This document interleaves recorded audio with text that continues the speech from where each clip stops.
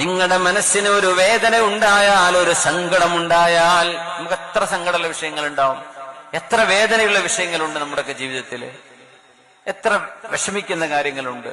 അത് നമ്മുടെ മഹലിന്റെ വിഷയങ്ങളാവാം, നമ്മുടെ സംഘടനാ വിഷയങ്ങളിലുള്ള വേദനയാവാം, രാഷ്ട്രീയ സാഹചര്യങ്ങളെ കുറിച്ചാവാം, ഫലസ്തീനിൽ നടന്നുകൊണ്ടിരിക്കുന്നത് കാണുമ്പോൾ നോർത്ത് ഇന്ത്യയിലെ നമ്മുടെ സഹോദരങ്ങൾക്ക് അനുഭവിക്കുന്ന വേദന കണ്ടുകൊണ്ടാകാം, പലതും കണ്ടുകൊണ്ടാകാം, പലതും വീട്ടിലെ സ്വന്തം വീടിനുള്ളിലെ വിഷയങ്ങളാവാം, ഭാര്യയ്ക്ക് വിഷമായത്, മക്കൾക്ക് വിഷമായത്, മാതാപിതാക്കൾക്ക് ബുദ്ധിമുട്ടായത്, ഇതൊക്കെ നമ്മൾ വിഷമിക്കല്ലേ.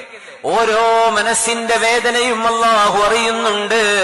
ആ ഓരോ വേദനക്ക് പകരവും അല്ലാഹു നിങ്ങളുടെ തെറ്റുകളെ റബ്ബ് ഒരു വൃക്ഷത്തിന്റെ, ഉണങ്ങിയ വൃക്ഷത്തിന്റെ ഇല പൊഴിഞ്ഞു പോകുന്ന പോലെ നിങ്ങളുടെ തെറ്റുകളെ അല്ലാഹു പൊറുപ്പിച്ചു കളയുന്നുണ്ട്. സങ്കടം കൊണ്ട്, ദുഃഖം കൊണ്ട്, പനി കൊണ്ട്, വലാ നസബിൻ വലാ വസബിൻ, വേദന, ക്ഷീണം, ടയർഡാവുക എന്ന് പറയില്ലേ, നമ്മൾ അങ്ങനെ ടയർഡാവും, ചിലപ്പോൾ എണീറ്റ് നിൽക്കാൻ പറ്റൂല.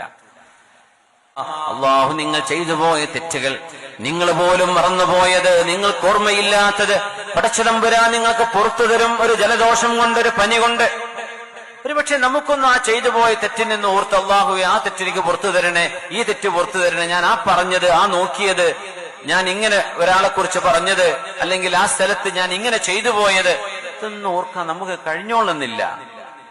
അതിനല്ലാഹു നമുക്ക് പകരം എന്ത് ചെയ്യുന്നറിയോ?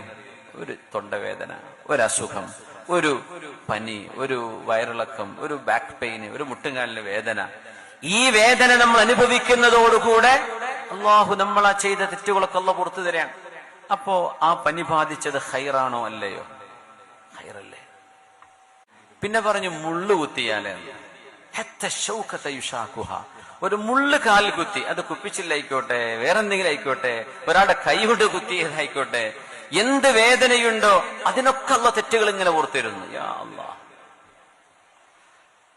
അതുകൊണ്ടാണ് മുഅ്മിനിന്റെ ജീവിതം അത്ഭുതമാണ്, ഇത് മുഅ്മിനിന് മാത്രമേ ഉള്ളൂ, വേറെ ആർക്കുമില്ല എന്ന് നബി തങ്ങൾ പറയാൻ കാരണം സല്ലല്ലാഹു അലൈഹി വസല്ലം.